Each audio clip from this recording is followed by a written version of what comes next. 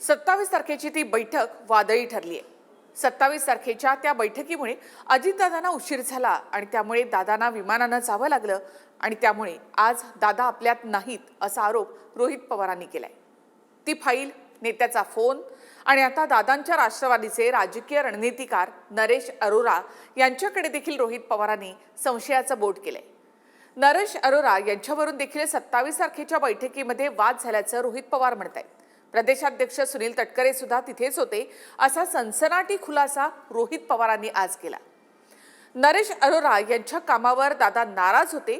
पुण्यातल्या बारामती हॉस्टेलमध्ये सुद्धा आपल्या समोर अरोरांच्या लोकांना दादांनी फटकारलं होतं आणि 27 जानेवारीची ती बैठक झाली। तिथे देखील दादांच्या विरोधामध्ये त्यांचेच नेते शेकडो कोटींचा कॉन्ट्रॅक्ट सुरूच ठेवावं अशी भूमिका घेत होते असा दावा रोहित पवारांनी केला। आता सुरुवातीला आपण नरेश अरोरा कोण आहेत ते पाहूया। तर नरेश अरोरा हे राजकीय रणनीतिकार म्हणून ओळखले जातात। 2011 मध्ये त्यांनी डिझाइन बॉक्स नावाची कंपनी सुरू केली।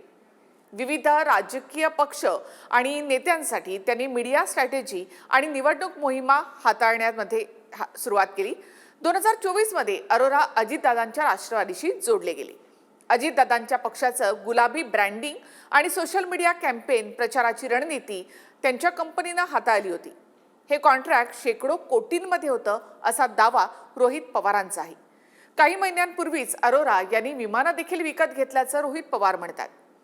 आता रोहित पवार आतापर्यंत फक्त संशयाचं बोट आणि शंका उपस्थित करतायत।